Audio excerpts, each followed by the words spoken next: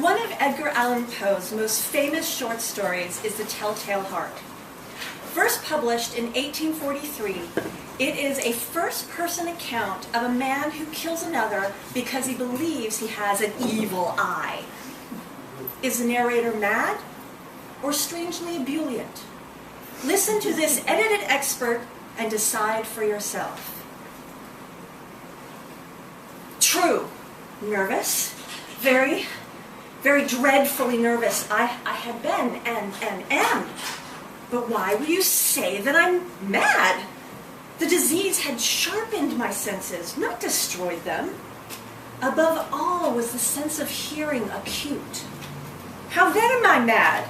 Hearken and observe how healthily, how calmly I can tell you the whole story.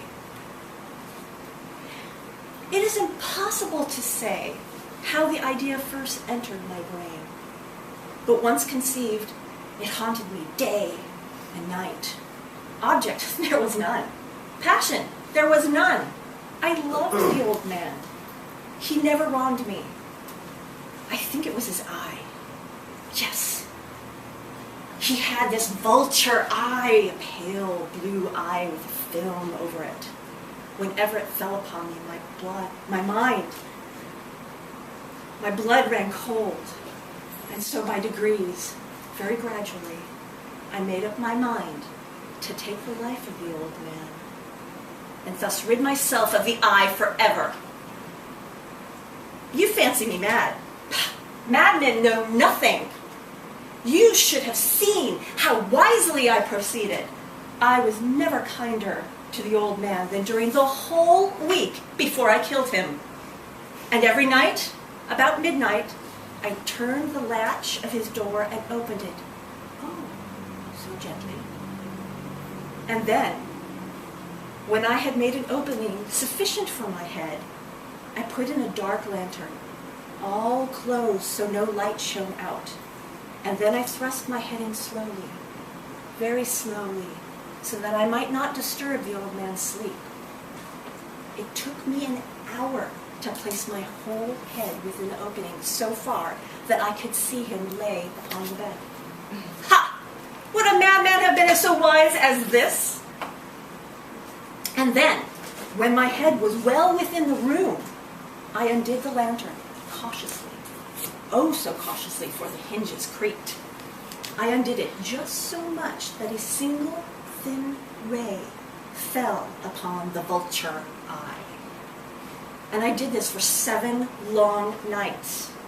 Every night, just at midnight. But I found the eye always closed. And so it was impossible to do the work. For it wasn't the old man that vexed me. It was his evil eye.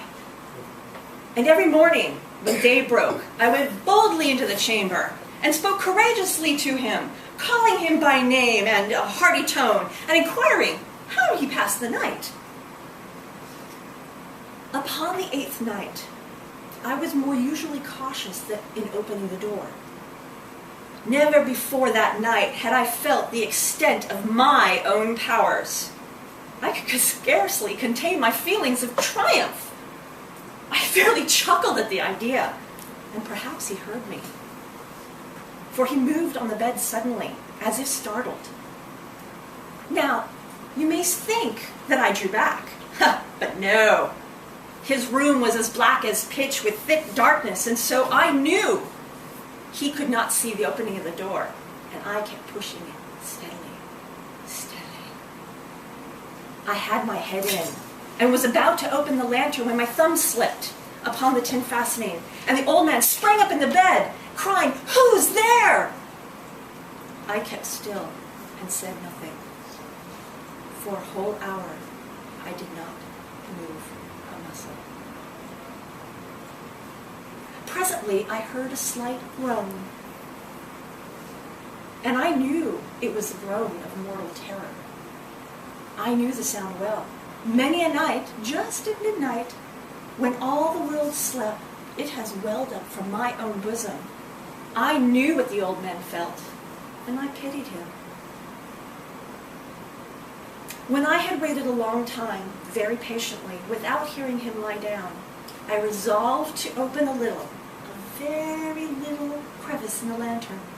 So I opened it until at length a simple dim ray, like the thread of a spider, shot out from the crevice and fell upon the vulture eye. It was open, wide open, and I grew furious as I gazed upon it. I saw it with perfect distinctiveness, but I could see nothing else of the old man's face or person, for I had directed the ray, as if by instinct, precisely on that damned spot. And have I not told you that what you mistake for madness is but over-acuteness of the sense? Now I say, there came to my ears a low, dull, quick sound, such as a watch makes when enveloped in cotton. I knew that sound well. It was the beating of a man's heart. But even yet I refrained and kept still. I scarcely breathed. The hellish beat of the heart increased. It grew quicker and quicker and louder every instant, and I knew a new anxiety seized me. The sound would be heard by the neighbors. The man's hour had come. With a loud yell, I threw open the door, the lantern, and leaped into the room. He shrieked once only. In an instant, I dragged him to the floor, pulled the heavy bed over him. For many minutes, the heart beat on with a muffled sound. This, however, did not vex me. It would not be heard through the wall. At length it ceased. The old man was dead. I removed the bed and examined the corpse.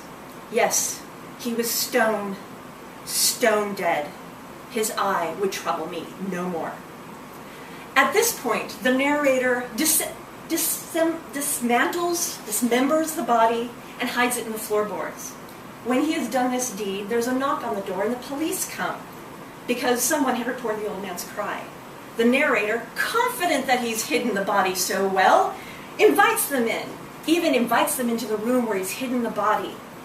But then he starts hearing the heartbeat.